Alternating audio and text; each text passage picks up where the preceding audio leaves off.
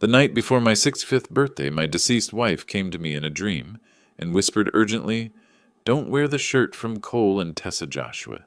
Please don't wear that shirt." I woke up in a cold sweat, my heart pounding. It was true. My son Cole and his wife Tessa had recently given me a beautiful dress shirt for my birthday celebration. When I examined it closely the next day, I discovered something that made my heart stop. Before we dive deeper into this chilling story, I'm curious. Where are you watching this from right now? Drop your city and the time in the comments below. I'd love to know how many of you out there have learned to trust those mysterious feelings that something just isn't right. 3:17 in the morning. The digital clock's red glow pierced through darkness as I jolted awake, gasping like I'd been underwater. My pajamas stuck to my back, drenched in cold sweat, despite Austin's comfortable spring night. Savannah had been standing at the foot of our bed, as vivid as the day we married 43 years ago. Her silver hair shimmered in the moonlight, and those warm brown eyes that had guided me through decades now burned with desperate urgency. "Joshua," she'd said in that familiar Texas drawl, "you listen to me now. Don't wear that shirt Cole and Tessa brought you. Do you hear me, honey? Don't you dare put on that blue dress shirt." 3 times she'd repeated those words, each time more insistent before fading into shadows like morning mist. I sat up, trembling hands running through my gray hair. The house creaked around me with familiar sounds. 28 years in this Westlake neighborhood, yet tonight everything felt different. Through the window, the Hendersons' porch light cast eerie shadows across their lawn. 2 weeks ago, Cole and Tessa had arrived for Sunday dinner with their gift. The presentation was elaborate. Expensive department store box, tissue paper, the works. My daughter-in-law had been unusually animated. Her blonde hair, perfect designer handbag clutched like armor. "Dad, this is for your big day," Cole had announced, green eyes bright with what I'd thought was genuine affection. The shirt was stunning. Deep navy blue with subtle pinstripes, Egyptian cotton that felt like silk. Tessa picked it out special. She said it would bring out your eyes. Tessa had nodded enthusiastically, manicured hands gesturing. "We wanted something really special, Joshua. 65 is a milestone. You'll look so distinguished at the party." Now in the pre-dawn darkness, their insistence seemed different. Why had Tessa been so specific about the fabric, the fit, how it would photograph under restaurant lighting? Why had Cole mentioned 3 separate times that I absolutely must wear it to tomorrow's celebration at the Riverside Grill? I padded to the kitchen, passing family photos lining the hallway. Cole's graduation, his wedding to Tessa 5 years ago, holidays spanning decades of what I'd believed was genuine happiness. At the sink, I filled a glass with water, the cool liquid doing nothing for the metallic taste of fear in my mouth. 47 years of marriage had taught me to trust Savannah's instincts, even when they defied logic. She'd warned me about business partners who later embezzled funds, about neighbors whose friendly facades hid darker intentions, about investments that seemed too good to be true. But this was our son. Outside, Austin began its slow awakening. Garbage trucks rumbled in the distance, early commuters started their engines. Normal sounds of a normal Tuesday morning, yet nothing felt normal anymore. Savannah's voice echoed with crystalline clarity, carrying the same conviction that had guided every major family decision we'd ever made together. Even in death, she was trying to protect me. When morning came, I tried to push the dream away, but Savannah's voice kept echoing in my mind as I made my way to the kitchen. The aroma of coffee and scrambled eggs filled our kitchen as Cole and Tessa prepared what they called a perfect birthday breakfast. My son moved between stove and counter, while Tessa arranged orange juice in crystal glasses, insisting on our best tableware. "Happy birthday, Dad." Cole set eggs Benedict before me with a flourish. 65 years young today. Tessa perched on her chair, designer workout clothes, immaculate despite the early hour. Her blue eyes studied my every expression. We wanted to make this morning special before tonight's celebration. I forced a smile, though Savannah's warning still echoed in my mind. "You didn't have to go to all this trouble." "Nonsense." Cole waved off my protest, settling into his chair. "Speaking of tonight," his expression grew serious, almost urgent. "Dad, you absolutely must wear that blue dress shirt we picked out. It's perfect for your big day." Something in his tone made my fork pause. There was an insistence there, a pressure that felt completely wrong coming from my son. Tessa leaned forward, manicured fingers drumming against the oak table. "You did try it on, didn't you, Joshua? We had it tailored specifically. The color will photograph beautifully under the restaurant's lighting." I haven't had a chance yet, I replied, carefully watching their reactions. Cole's jaw tightened while Tessa's smile seemed to freeze. Well, you should definitely do that today. She pressed her voice, carrying a note I couldn't identify. We want everything absolutely perfect for tonight. The shirt, the celebration, everything. My phone buzzed, displaying Jade's name. I welcomed the interruption. Hey, sweetheart, I answered, stepping toward the window. Happy birthday? And Daddy? Jade's warm voice eased some tension in my chest. We're 20 minutes out. Leo's been asking about Grandpa's birthday cake since we left. I chuckled, picturing my 4-year-old grandson. Tell him Grandpa can't wait to see him, too. Knox wanted me to ask about dress code for tonight. Should he wear a suit? Business casual should be fine. As I hung up, I caught Cole and Tessa exchanging a look. Brief, barely a second, but something passed between them that made my stomach clench. Everything all right with Jade? Cole asked, tone carefully casual. She's fine. They'll be here soon. I studied my son's face. When had those worry lines appeared around his eyes? When had his smile started looking so forced? Tessa cleared her throat. Joshua, about that shirt? It really would mean a lot if you wore it tonight. We put so much thought into choosing it, and Cole was so excited about surprising you. There it was again. That underlying pressure, that insistence feeling more like a demand than a request. In 35 years of being Cole's father, I'd never heard him speak with such urgency about something as simple as clothing. I remembered the Sunday they'd presented the gift, how Tessa had insisted on staying while I opened it, watching my reaction with sharp eyes. How Cole had repeated 3 times that I simply had to wear it.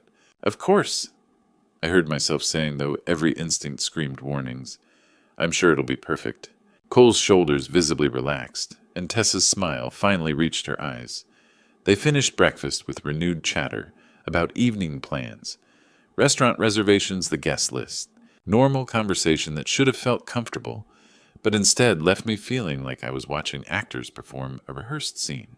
After Cole and Tessa left for work, the house fell silent, and that's when Savannah's warning began to feel less like a dream and more like a premonition. The afternoon stretched endlessly, each tick of the grandfather clock echoing through the empty house. Jade wouldn't arrive until 6, and the birthday celebration wasn't until 7. Hours of solitude filled with nothing but Savannah's persistent warning. I tried reading the Austin American Statesman, but the words blurred meaninglessly. My mind kept circling back to breakfast, to the strange intensity in Cole's voice when he'd insisted I wear that particular shirt. By 3 o'clock, I couldn't stand it anymore. The walk to our master bedroom felt longer than usual. Our walk-in closet still smelled faintly of Savannah's lavender sachets, a ghost of comfort that today only sharpened my unease.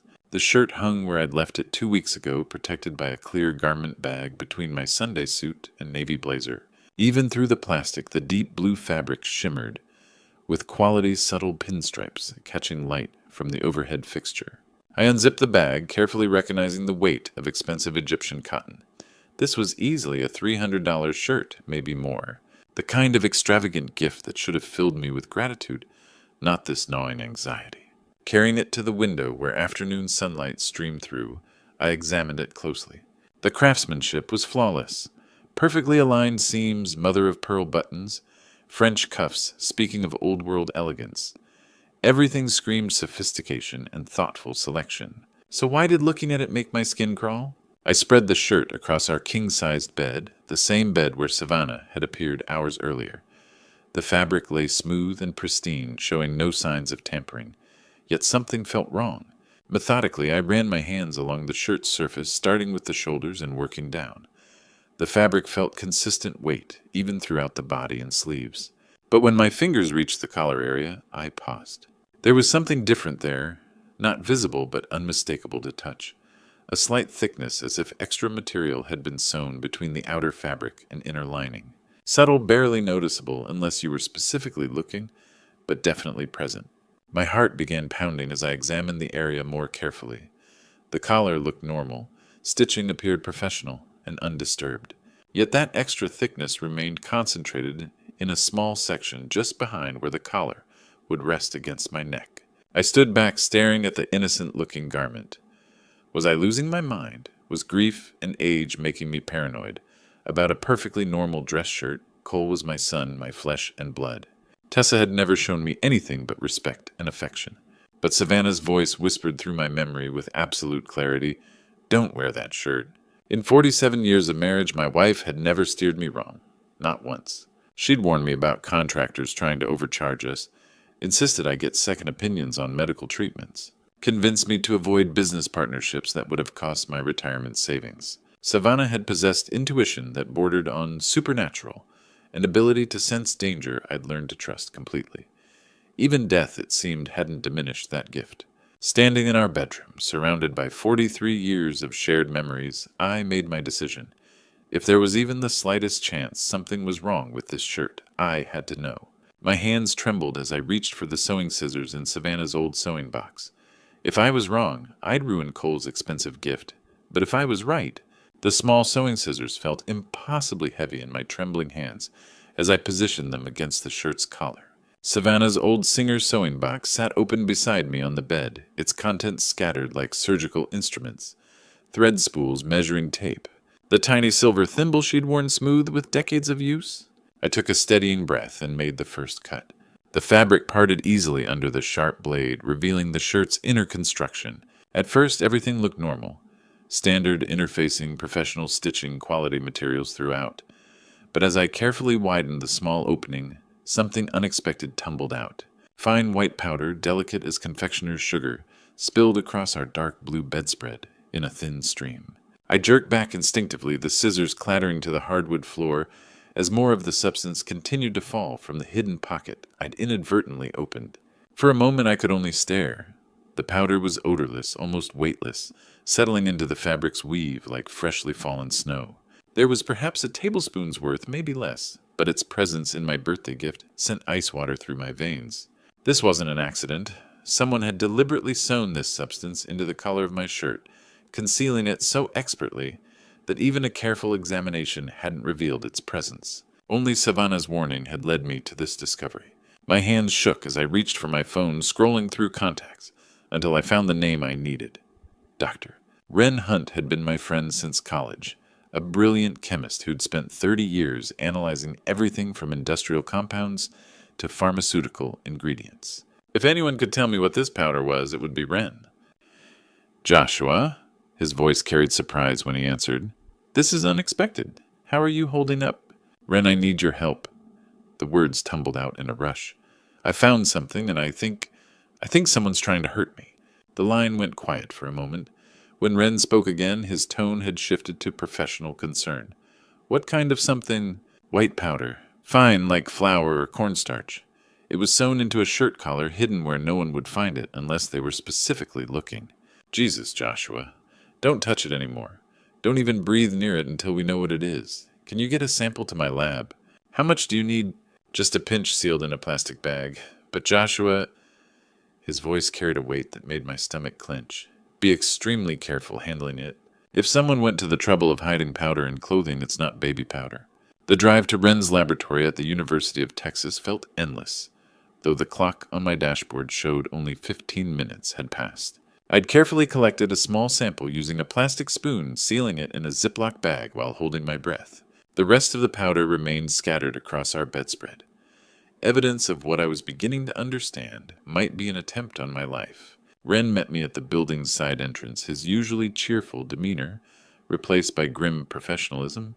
At 63, he still maintained the focused intensity that had made him one of the Southwest's most respected forensic chemists. "Let me see it," he said without preamble, leading me through sterile hallways to his private laboratory.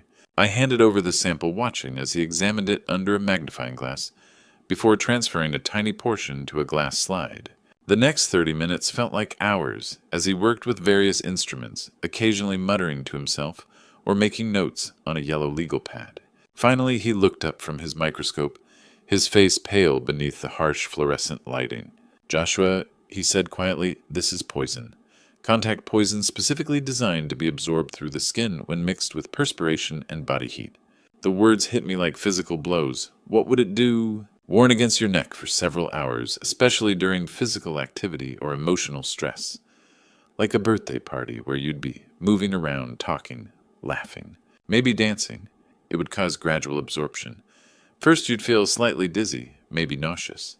Your heart rate would increase. Within a few hours, He paused, clearly struggling with what he had to tell me. Within a few hours, what? Cardiac arrest. It would look completely natural. A 65-year-old man having a heart attack during his birthday celebration. No one would question it, especially if you'd been drinking wine, eating rich food, experiencing the normal excitement of a party. As Ren explained how the poison would have killed me slowly during the party, making it look like a heart attack, one thought consumed me. My own son wanted me dead. Ren didn't waste time with comfort. He pulled out his phone and dialed from memory. Cruz, it's Ren Hunt. I need you at my lab immediately. Attempted murder. Poison. The victim is sitting right here. 20 minutes later, Detective Cruzvale walked through the laboratory doors with measured steps. Younger than I'd expected, maybe 45, with sharp brown eyes and focused attention that explained why Ren had called him first. Mr. Ford, he said, extending a firm handshake. Before we go further, I need you to know your son Cole has been on our radar for 3 months. The words hit like a second punch. What do you mean? Cruz settled across from me, pulling out a notebook. Financial Crimes has been tracking a cryptocurrency scam that cost Austin investors over $15 million. Your son lost $2.5 million in that scheme. $2.5 million. I stared, unable to process it. Cole doesn't have that kind of money. He borrowed it from very dangerous people, the kind who don't accept apologies as payment. My mind reeled. Cole had never mentioned troubles, never asked for help. How long? Initial investment 8 months ago. When the Bitcoin venture proved fraudulent, his creditors gave him 6 months to repay. That deadline passed 2 weeks ago. 2 weeks ago, when Cole and Tessa had given me the shirt. Detective, I have life insurance. $3 million. Cruz nodded grimly. We know. Cole's the primary beneficiary. Your daughter gets less, but the bulk goes to your son. The pieces fell into sickening place. My birthday celebration publicly attended. The insistence on that specific shirt. If the poison had worked, I would have collapsed at the Riverside Grill, surrounded by witnesses to my apparent good health moments before my heart attack. What about Tessa? Cruz's expression darkened. That's where this gets interesting. Tessa Morrison has a record. Insurance fraud in Oklahoma 5 years ago. Charges dropped, insufficient evidence, but the pattern fits. She married an older man, convinced him to increase life insurance, and 6 months later, he died in an apparent accidental fall. She killed someone before. We could never prove it. Looked accidental, she was convincing as the grieving widow. But when we investigated your son's troubles, her name triggered red flags. I thought about Tessa's behavior that morning, her nervous energy, how she'd watched my every reaction discussing the shirt. Had she suggested this plan? Had Cole been desperate enough to agree to murdering his father? Mr. Ford, we believe your daughter-in-law is the mastermind. Your son's in serious trouble, probably terrified, but Tessa has experience with this scheme. She likely convinced him it was the only way out. So what now? Cruz leaned forward. We catch them in the act. You'll attend your birthday party tonight exactly as planned. But instead of wearing their poisoned shirt, wear something else. When they realize their plan failed, they'll likely panic and reveal themselves. You want me as bait? You'll be completely safe. Undercover officers will be positioned throughout the restaurant. The moment they show suspicious behavior, we move in. I sat in that laboratory surrounded by tools that had just saved my life, trying to imagine facing my son across a dinner table, knowing he'd planned to watch me die. Detective Vale laid out the plan I would attend my birthday party, as scheduled, but wearing a different shirt. When Cole and Tessa realized their plan had failed, they would likely panic and reveal themselves. By 5:30, Detective Cruz's plan was in motion. 3 undercover officers would blend into the Riverside Grill's evening crowd, one posing as a business diner, another as a celebrating couple, the third at the bar. Each had clear sightlines to our table and radio contact with Cruz monitoring from the parking lot. I stood before my bedroom mirror, adjusting a simple white dress shirt I'd owned for years. It felt strange wearing something so familiar for what should have been special, but the contrast would be unmistakable. Cole and Tessa had been very specific about the blue shirt. The doorbell rang at precisely 6 o'clock, followed by little feet racing across hardwood floors. Grandpa, Grandpa. Leo's voice echoed with pure 4-year-old joy. I scooped him into a hug that felt more precious than ever. There's my favorite grandson, I said, holding him tight. I helped Mommy pick your present, Leo announced proudly. It's a surprise, but it's really, really good. Jade appeared, her auburn hair catching evening light. Happy birthday, Dad, she said, embracing me with the kind of hug that conveyed everything words couldn't. Knox followed with a wrapped package and easy smile. Looking sharp, Joshua. Ready for the big celebration? The drive to the Riverside Grill felt surreal. Leo chattered about birthday cake while Jade discussed seating arrangements. Normal family conversation that should have filled me with contentment instead felt like voices from another life. The restaurant buzzed with evening energy. Our private dining room was decorated with balloons and flowers, a happy 65th birthday banner across one wall. Cole and Tessa arrived shortly after us, both impeccably dressed, with bright smiles that didn't reach their eyes. Cole wore charcoal gray, Tessa a black cocktail dress that probably cost more than most monthly salaries. Dad! Cole's embrace felt normal, familiar. For a moment I almost convinced myself Detective Cruz had made some terrible mistake. Then his eyes found my shirt. The change was subtle, but unmistakable. Confusion followed by something like panic. Dad, he said carefully, where's the blue shirt, the one Tessa and I picked out? Oh, that, I replied lightly. I decided to go with something more comfortable. You know how I am with new clothes. Tessa stepped forward, her smile now painted on. But Joshua, we chose that shirt specifically for tonight. The color, the fit, everything was perfect for photographs. I'm sure this will photograph just fine, I said, watching as she exchanged a worried glance with Cole. More guests arrived, colleagues, neighbors, old friends who'd known Savannah and me for decades. The room filled with laughter and conversation, the kind of celebration that should have marked a milestone birthday. But I watched Cole and Tessa instead. They stood near the windows, engaged in increasingly urgent, whispered conversation. Tessa's hands moved expressively, her agitation clear in every gesture. Cole kept running fingers through his hair, a nervous habit from childhood. Everything all right? I asked, approaching them during a lull in greetings. Of course, Dad, Cole replied too quickly. Just discussing the evening schedule. Tessa's laugh sounded forced. We want everything perfect for your special day. As dinner service began, their anxiety became impossible to hide. Tessa barely touched her salmon, constantly checking her phone. Cole excused himself twice for business calls, returning each time more agitated. The undercover officers played their roles perfectly. The business dinner patron occasionally glanced our way while reviewing documents. The anniversary couple shared quiet conversation and wine. The solo diner at the bar seemed absorbed in his phone but positioned to see everything. As the party continued and more guests arrived, I watched my son and daughter-in-law grow increasingly agitated. It was time to end this charade. The moment came during dessert, as our server was distributing slices of the chocolate birthday cake Leo had helped choose. The room buzzed with comfortable conversation guests sharing stories about my construction company days and reminiscing about Savannah. It was exactly the kind of warm family celebration that should have marked this milestone. Instead, I was about to destroy it all. I stood slowly tapping my wine glass with a fork until the conversations died down. 23 faces turned toward me expectantly. Friends, neighbors, colleagues who'd come to celebrate what they believed was simply a man's 65th birthday. Thank you all for being here tonight. I began, my voice steadier than I'd expected. Your presence means more to me than you know, especially since losing Savannah. Murmurs of sympathy rippled through the room. At the far end of the table, Cole and Tessa sat, frozen their faces, masks of forced attention. And I had planned to give a different speech tonight. I continued meeting my son's eyes across the room. Something about gratitude and family, about the blessings of reaching this age surrounded by people I love. Cole's jaw tightened almost imperceptibly. Tessa's knuckles were white where she gripped her napkin. But tonight I discovered something that changed everything. I paused, letting the weight of those words settle over the suddenly silent room. I discovered that my son and daughter-in-law tried to murder me. The reaction was immediate and explosive. Gasps echoed through the dining room chairs, scraped against hardwood floors as guests turned to stare at Cole and Tessa. Someone, I think it was our neighbor, Mrs. Patterson, actually screamed. Dad, what are you talking about? Cole shot to his feet, his face flushing red. Have you lost your mind? This is ridiculous. Is it? I reached into my jacket pocket and pulled out a small plastic bag containing the white powder Wren had analyzed. This is contact poison coal.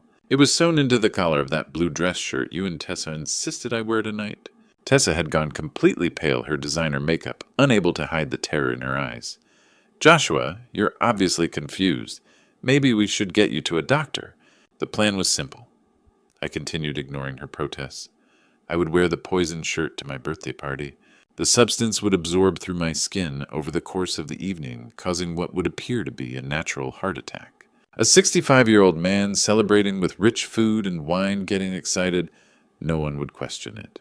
This is insane. Cole's voice cracked with desperation. Dad, you're having some kind of breakdown. We would never... $2.5 million, Cole.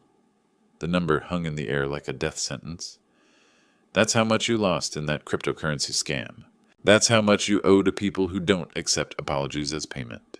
The color drained from my son's face. Around the room, our guests sat in stunned silence, some covering their mouths in horror, others staring in disbelief. Ian, $3 million, I continued relentlessly, is exactly how much my life insurance policy is worth. With me dead, you could pay your debts and still have money left over. That's when Tessa broke. It wasn't supposed to happen like this?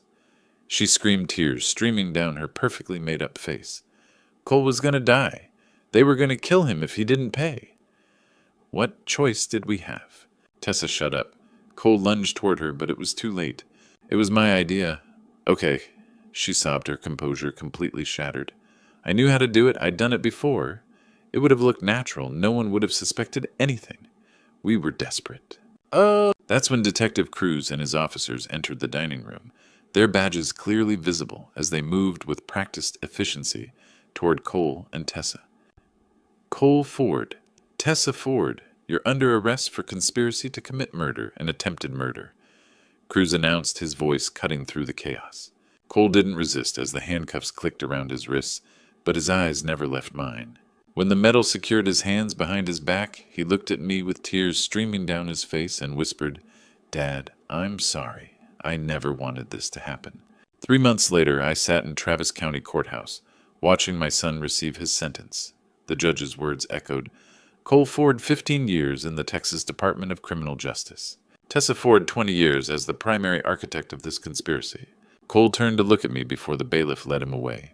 His orange jumpsuit hung loose. He'd lost weight during the legal proceedings. Our eyes met, and I saw the little boy who used to run to me when he scraped his knee, who'd built model airplanes at our kitchen table.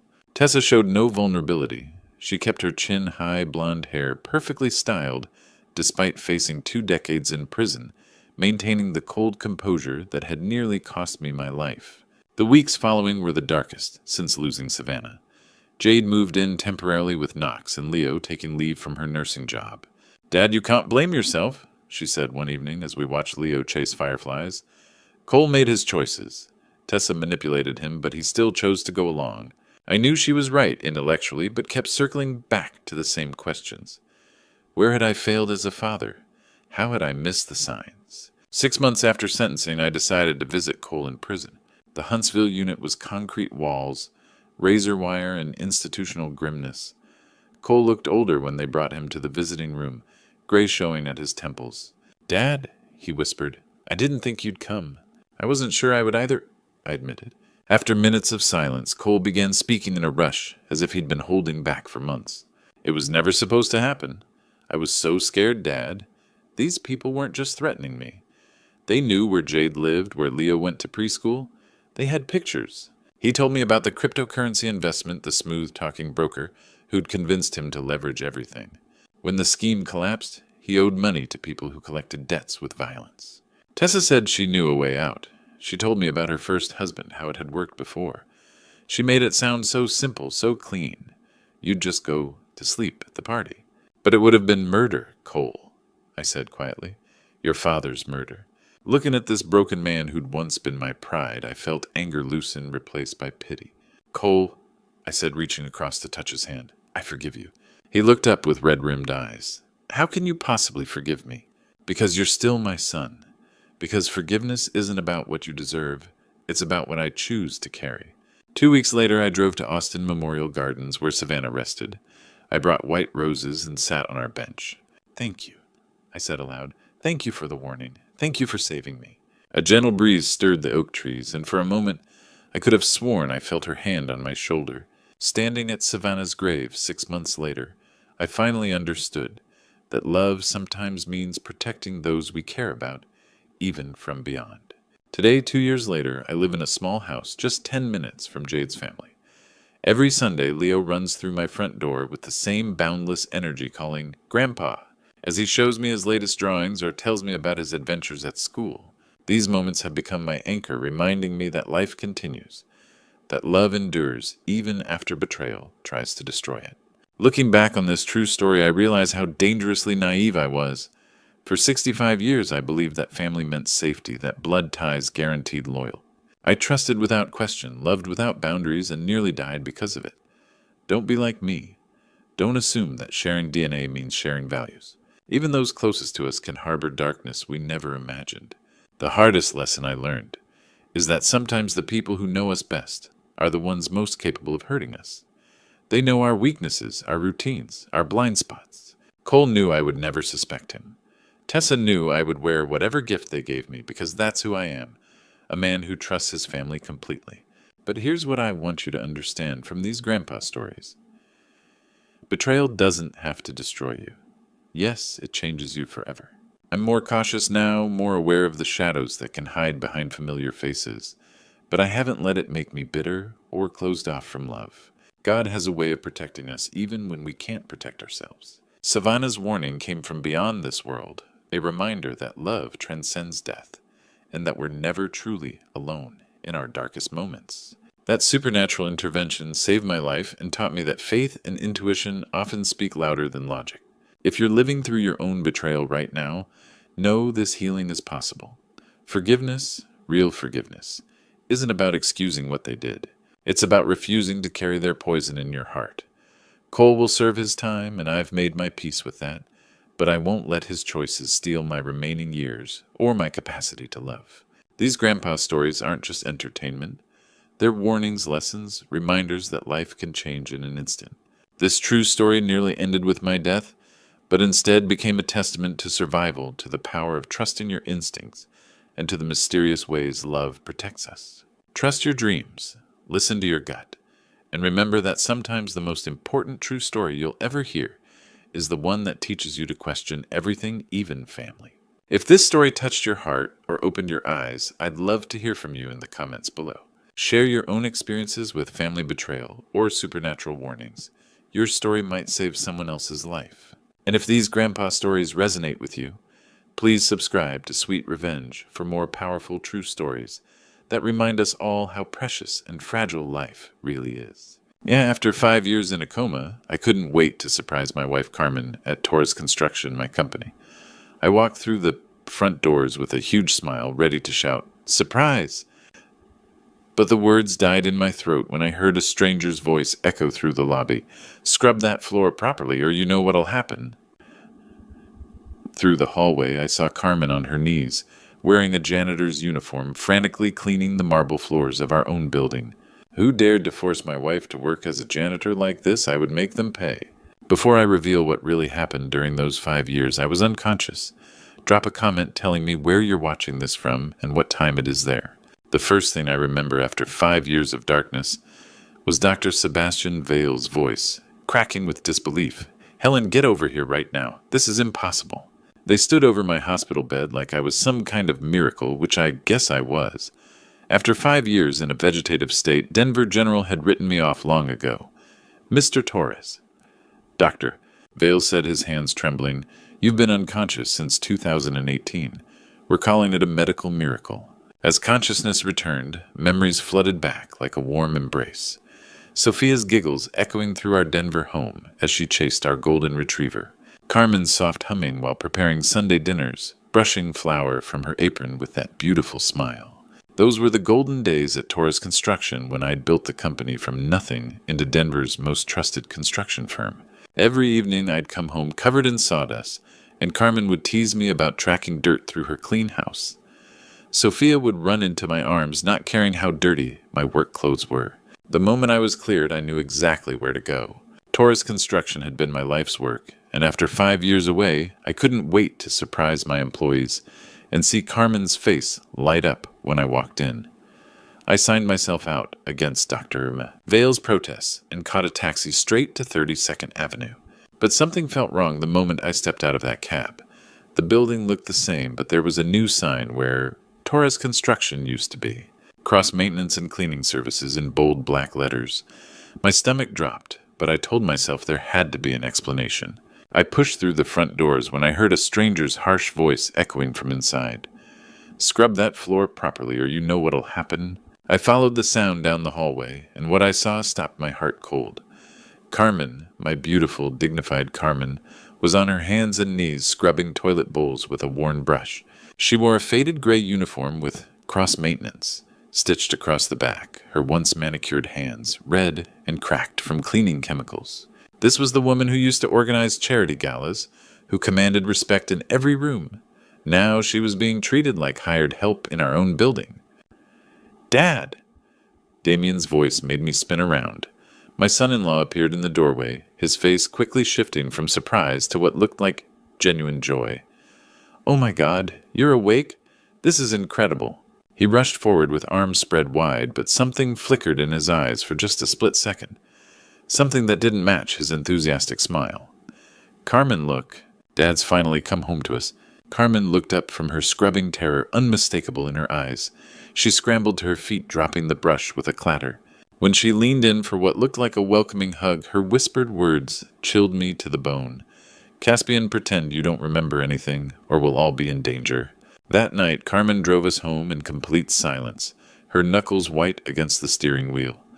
The house I'd built 15 years ago on Cherry Creek Drive still stood, but everything felt wrong. The front garden Carmen used to tend was overgrown with weeds, paint peeling from shutters, and the porch swing where Sophia read bedtime stories hung crooked on rusted chains. This wasn't the warm family home I remembered. It felt cold, like happiness had been systematically drained away. Inside was worse. Expensive furniture I didn't recognize filled our living room, while family photos had been replaced with generic artwork. The kitchen where Carmen used to bake cookies looked sterile and unused. Everything screamed of Damien's control, suffocating the life out of our sanctuary. Carmen collapsed onto our old couch and buried her face in her hands. When she looked up, tears streamed down her cheeks as the horrible story poured out. "The medical bills, Caspian," she whispered, glancing nervously toward the stairs. "After your accident, they were astronomical. Hundreds of thousands for specialized care, experimental treatments. I had no idea how to handle business finances. You always took care of everything." Her voice cracked. "Damien stepped in, said he'd help manage Torres construction temporarily. Then he told me the company couldn't afford your medical expenses anymore."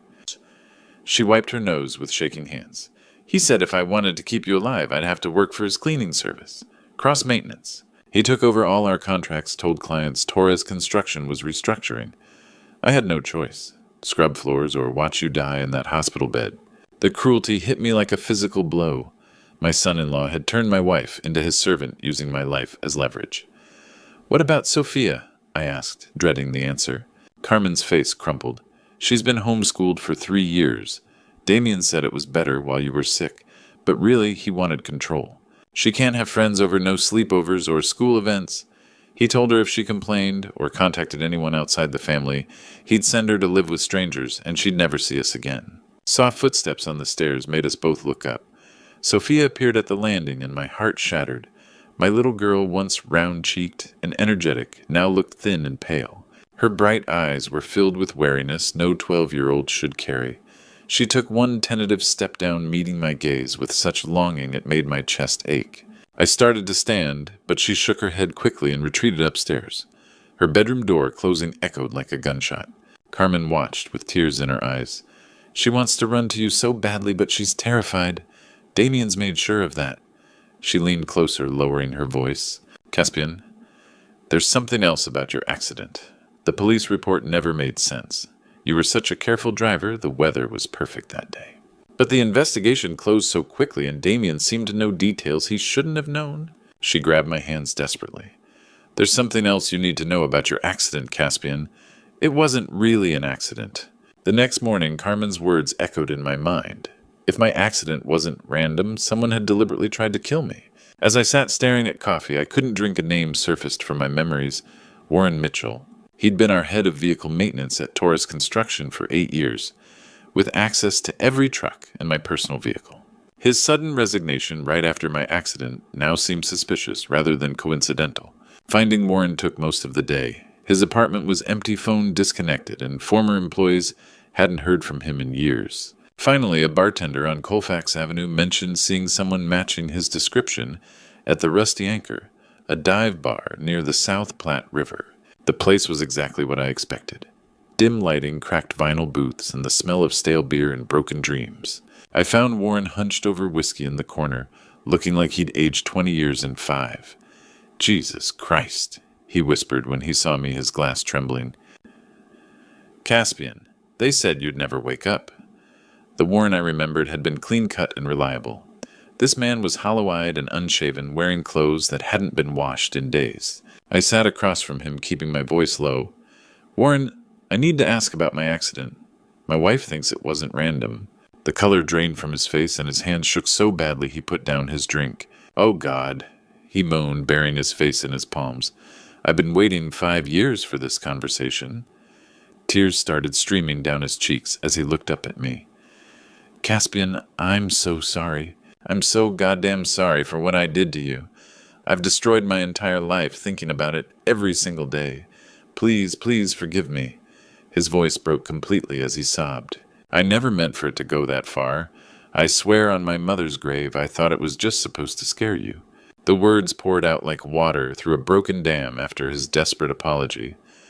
"Damien approached me 3 weeks before your accident, offered me $50,000 cash. At first I thought he was joking, but he showed me bank statements. The money was real." My blood turned to ice as Warren continued. "He wanted me to tamper with your brake lines, make it look like mechanical failure. Said you'd been drinking heavily, that the family was worried. He convinced me it was an intervention just to scare you into getting help." Warren's voice cracked. "But when I loosened those brake fittings, I knew it wasn't about scaring anyone. Those brakes would fail completely on the first steep hill. The full scope of Damien's betrayal hit me like a sledgehammer. He planned this from the beginning," I said. "The accident taking over the company, controlling my family. It was all calculated." Warren nodded miserably. "After the crash, when they said you might never wake up, I realized what I'd done. I'd helped him commit attempted murder. I quit the next day, couldn't stand being around Torres Construction. I've been drinking myself to death since, trying to forget." "Warren, do you have any proof? Anything that could prove Damien paid you?" Warren's eyes lit up with desperate hope. Yes, I do. But not here." He stood unsteadily. "It's all back at my place. A storage unit on Federal Boulevard. I kept everything hidden there. Bank records, recordings, photos, everything." He grabbed my arm urgently. "Come with me right now. I'll show you everything. I'll testify against him, Mr. Torres. I can't live with this guilt anymore. I have everything we need to destroy him." With Warren's evidence secured, we knew we had the ammunition to destroy Damien, but I needed professional guidance to use it effectively. Warren suggested Maxwell Stone, a prominent attorney, whose downtown office occupied the top floor of Republic Plaza. Stone had built his reputation taking down corrupt executives, and had never lost a corporate fraud case. Maxwell Stone was exactly what I had expected. Silver-haired, sharp-eyed, wearing a suit that cost more than most people's cars. He spread Warren's evidence across his conference table like a general planning a military campaign. "Gentlemen," he said after examining the bank records and recorded phone conversations, "this is the most airtight case of attempted murder and corporate fraud I've seen in 25 years. He held up an audio recording where Damien's voice was crystal clear, discussing brake tampering. "This alone would put him away for 15 to 20 years. Add the financial records showing systematic embezzlement from Torres Construction, and we're looking at multiple felony convictions." Stone leaned back with a predatory smile. "Not only will we get your company back, Mr. Torres, but we'll ensure Cross spends decades in federal prison." Warren shifted nervously. "What about my involvement? I actually sabotaged the brakes." Stone waved dismissively. "You'll testify under immunity as a cooperating witness. Your cooperation will keep you out of prison, though you'll face probation and community service." Our next stop was Denver Police Department on Cherokee Street, where Detective Troy Anderson reviewed our evidence with methodical precision. Anderson was stocky with graying temples and the weathered look of someone who'd seen every kind of human cruelty. "This is solid gold," he said, tapping the financial documents. "Attempted murder, fraud, embezzlement. We can arrest Cross tonight." But Stone had a better idea. "Detective, what if we let Cross hang himself publicly? First, tomorrow, Torres will call an emergency board meeting. Warren appears as surprise witness, and we'll give Cross one chance to confess and return everything voluntarily. Anderson nodded approvingly. When he refuses, which he will, we'll have everything on record. If he tries to run or destroy evidence, we add obstruction of justice. The strategy was brilliant. We'd confront Damien in his moment of triumph, surrounded by the company he'd stolen with Warren's testimony, destroying his lies piece by piece. Stone would be there as legal counsel, Anderson would have backup units ready outside, and Warren would deliver the knockout blow with recorded evidence. That evening, sitting in our living room on Cherry Creek Drive, I felt something I hadn't experienced in 5 years. Genuine hope. Tomorrow I would face the man who'd tried to murder me, who'd enslaved my wife and terrorized my daughter. But this time, I wouldn't be helpless in a hospital bed. This time I'd have justice on my side. Carmen squeezed my hand as we watched the sunset. Are you ready for this? I thought about Warren's remorse, Stone's confidence, and Anderson's authority. Tomorrow we take back what's rightfully ours, Carmen. Justice will be served. The Torres Construction boardroom had never seen anything like it. I walked through those familiar glass doors at exactly 10 o'clock Tuesday morning, wearing my best charcoal suit and carrying myself like the CEO I'd always been. Warren followed close behind, clutching a briefcase full of evidence that would change everything. The board members, men who'd worked with me for years before my accident, looked up in stunned silence as I took my seat at the head of the conference table. Damien sat frozen in my old chair, his face cycling through shock, confusion, and growing terror as his eyes locked onto Warren. What is he doing here? Damien stammered, his usual smooth confidence cracking like thin ice. The color drained from his face as Warren set down his briefcase and began pulling out manila folders. Gentlemen, I announced to the 5 board members, I'd like to introduce some new evidence regarding my accident 5 years ago. Maxwell Stone stepped into the room behind us, his presence adding legal weight to our confrontation. Warren Mitchell, our former head of vehicle maintenance, has something important to share with all of you. Warren's hands trembled as he stood, but his voice grew stronger with each word. 5 years ago, Damien Cross paid me $50,000 to sabotage Mr. Torres's brake system. The boardroom erupted in gasps and angry murmurs. Warren held up a digital recorder. I have our entire conversation recorded, including his specific instructions on how to make the accident look mechanical. He pressed play, and Damien's voice filled the room with crystal clarity. Make sure those brakes fail completely on the first hill he hits. It needs to look like an accident, Warren. No one can ever trace this back to us. The recording continued for several damning minutes, with Damien discussing payment schedules and cleanup procedures. That's not all. Warren continued spreading bank statements across the table. Here are the wire transfers showing Damien's payments to my account. And these, he held up photographs, show the brake damage before I doctored the repair reports. Damien finally found his voice, but it came out as a desperate whisper. You can't prove anything. Warren's a drunk liar. This is all fabricated. Stone stepped forward with a predatory smile. Mr. Cross, we also have evidence of systematic embezzlement from Torres construction accounts, fraudulent contracts, and identity theft. The FBI will be very interested in your creative bookkeeping. The board members stared at Damien with disgust and horror. Tom Bradley, our longest-serving member, spoke for everyone. Damien, you need to resign immediately and return control of this company to its rightful owner. Cornered and exposed, Damien's shoulders sagged in defeat. With shaking hands, he signed the resignation papers Stone had prepared, officially transferring all authority back to me. The man who'd tried to murder me, who'd enslaved my wife and terrorized my daughter, was finally stripped of his stolen power. But as Damien gathered his things to leave, his defeated posture straightened into something darker. At the boardroom door, he turned back with eyes full of pure hatred. This isn't over, old man, he snarled, his mask of civility completely gone.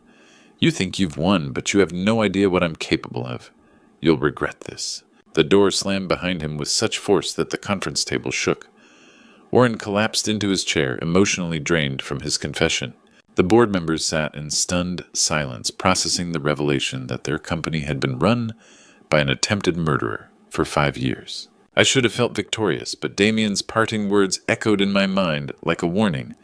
This battle was won, but something told me the war was far from over. The week following our boardroom victory felt like stepping back into a life I thought was lost forever. Carmen's transformation was immediate and beautiful. The morning after Damien's resignation, she walked into our bedroom, carrying the gray cross-maintenance uniform she'd been forced to wear for 3 years. Without a word, she tossed it into the fireplace and lit a match. As the fabric burned, tears of relief streamed down her face. "I never have to wear that again," she whispered. She threw herself back into being the woman I'd married, organizing our household, cooking elaborate dinners, and becoming the mother Sophia desperately needed. Her laughter returned, filling our house on Cherry Creek Drive with warmth.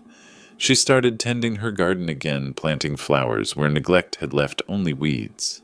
The most precious change was watching Sophia emerge from her shell of fear. 3 days after I'd reclaimed Torres Construction, she knocked on my office doorframe. "Dad, can we talk?" For 2 hours, my 12-year-old daughter told me about her nightmare, how Damien had isolated her from friends claiming they were bad influences, how he'd convinced her that speaking to anyone outside the family would result in her being sent away forever.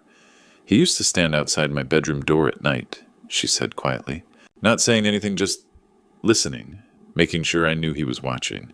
I kept my voice gentle despite my rage. "Sweetheart, that's never going to happen again. You're safe now." Her face lit up with the first genuine smile I'd seen since waking up. "Really, I can go back to regular school. Have sleevers." "Absolutely. We'll enroll you at Cherry Creek Middle School next month." Our dinner conversations became daily highlights. Sophia would chatter about books she wanted to read, friends she hoped to make, activities she'd missed during isolation. Carmen shared plans for redecorating, erasing every trace of Damien's presence. I found myself laughing more than I had in years. One evening, sitting on our front porch, watching sunset paint, the Rocky Mountains gold and purple, I realized something profound. Torres Construction had always felt like my greatest achievement. But with Carmen's head on my shoulder and Sophia reading beside us, I understood my real success was this: my family whole and happy again. "Dad," Sophia said, looking up from her book, "I'm glad you woke up." "Me too, sweetheart." That perfect moment should have been a warning. Happiness this complete felt almost too good to be true. My instincts proved correct when Sophia didn't come home from tutoring Tuesday evening. Carmen called the tutor at 6:30. Sophia had left at 4 o'clock as usual. By 7, when our daughter still hadn't walked through the front door, Carmen's face had gone pale with panic. "Caspian," she said, her voice trembling as she held her phone, "Sophia's not answering her cell phone. It goes straight to voicemail." My blood turned to ice as Damien's parting words echoed in my memory. "You'll regret this." The phone rang at exactly 8:15, cutting through the tense silence in our living room like a blade. Carmen and I both stared at the caller ID showing an unknown number, but we knew who it was before I answered. "Hello, Caspian." Damien's voice was calm, almost cheerful, which made it infinitely more terrifying. "I trust you're wondering where your precious little daughter is right now." My grip tightened on the phone. "If you've heard her, I swear to God, she's perfectly safe," Damien interrupted. "For now, but that could change very quickly depending on your cooperation. You see, our little boardroom theatrics last week were quite embarrassing for me. I've had to make some adjustments to my plans." Carmen grabbed my arm, her face white with terror, as she listened to my side of the conversation. I put the call on speaker so she could hear everything. "What do you want, Damien?" His laugh was cold and mechanical. "I want you to come to Torres Construction, alone. Bring all of Warren's recordings and evidence plus signed documents, transferring the company back to me permanently. You have 1 hour. And if I don't, then Sophia won't be coming home for dinner tomorrow, or ever." The line went quiet for a moment before he continued. "Oh, and Caspian, if I see any police cars, any sign you've contacted authorities, your daughter dies immediately. This is between you and me now."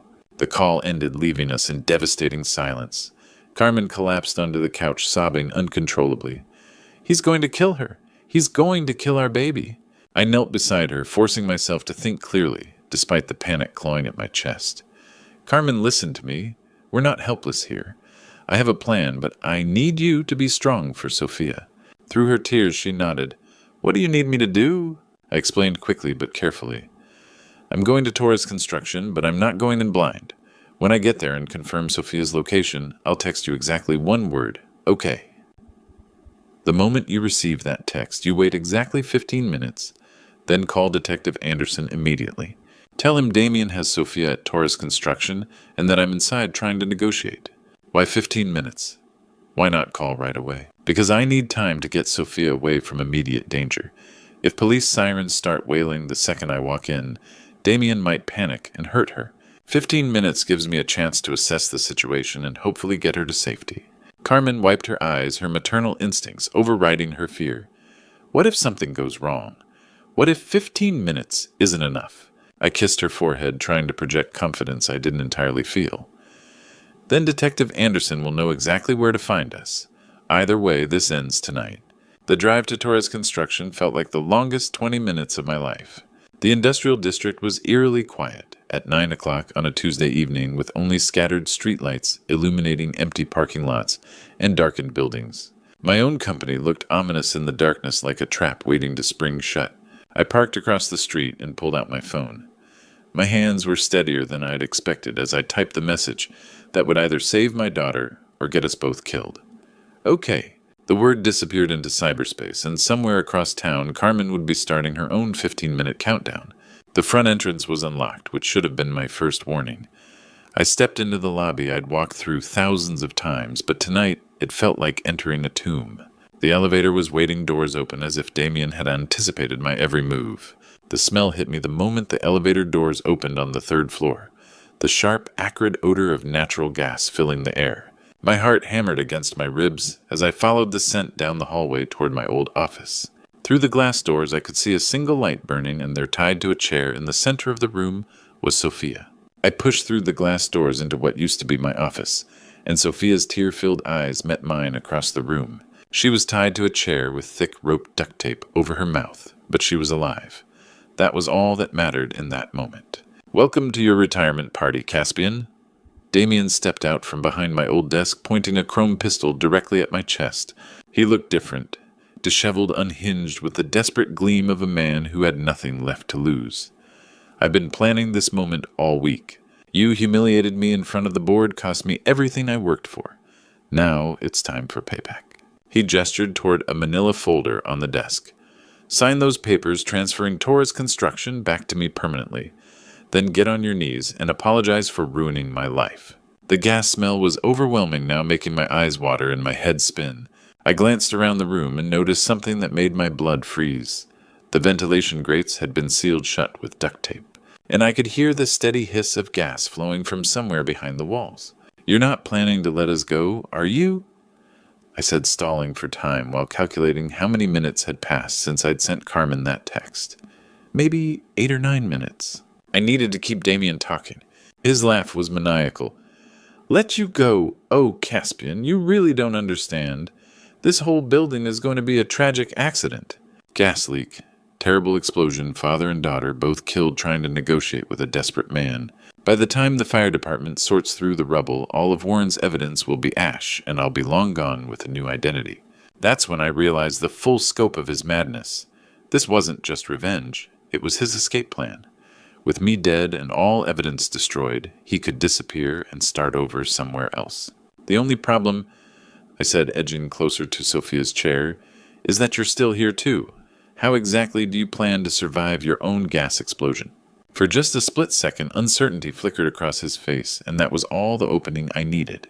I lunged forward, tackling him around the waist, and sending us both crashing into the filing cabinets. The gun flew from his hand, skittering across the floor. Damien was younger and desperate, but I was fighting for my daughter's life. We rolled across the floor, throwing punches and grappling for control. Behind us, I heard Sophia making muffled sounds through her tape, and when I glanced over, I saw her working frantically to free her hands from the ropes. "Dad, look out." Sophia's voice rang clear. She'd gotten the tape off her mouth.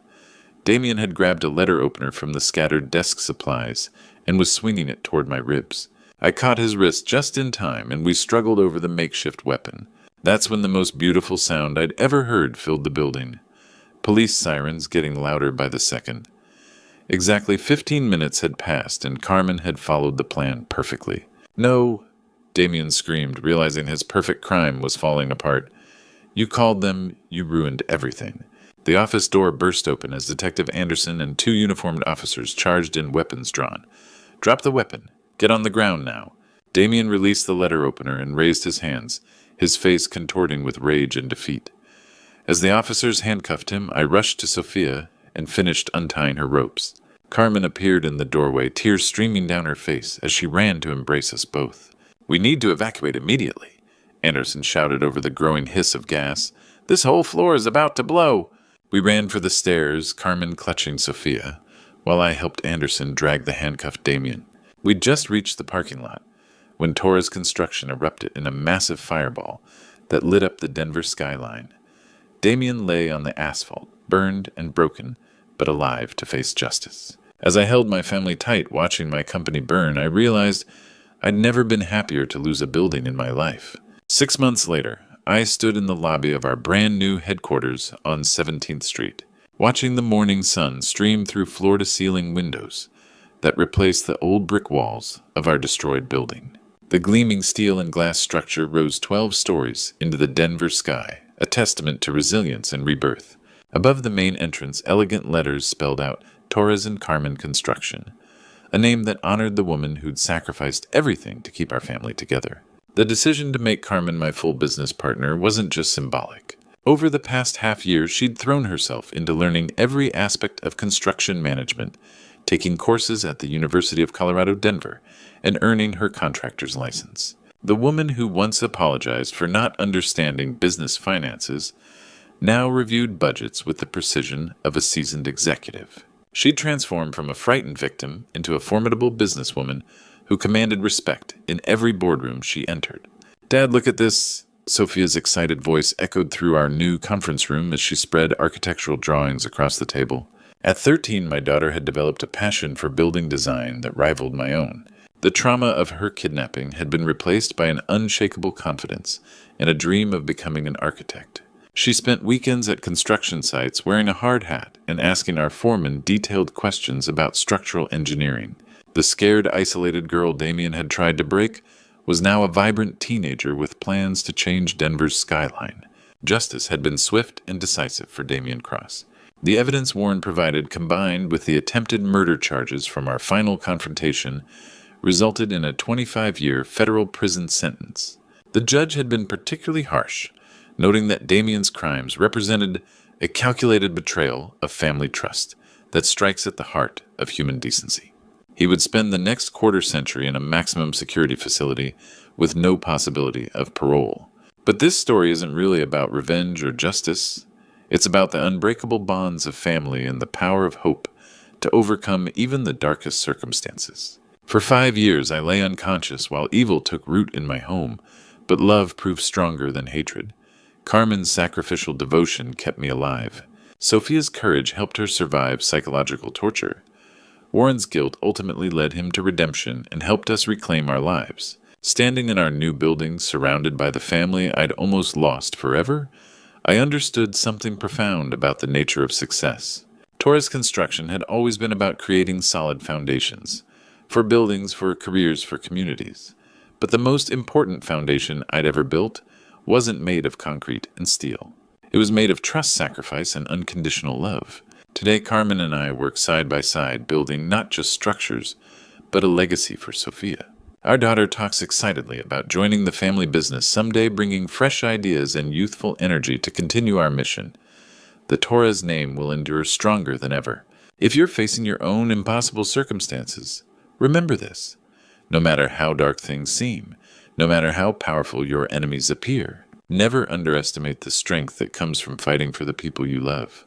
Family isn't just about blood, it's about the people who stand by you when everything falls apart and help you rebuild from the ashes. The human spirit is remarkably resilient. With hope, determination, and the support of those who matter most, you can overcome any obstacle and create something beautiful from even the most devastating loss. Don't give up. Your comeback story is waiting to be written.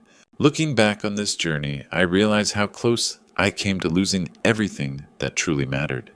For 5 years, I lay unconscious while my family suffered in silence. Don't make my mistake.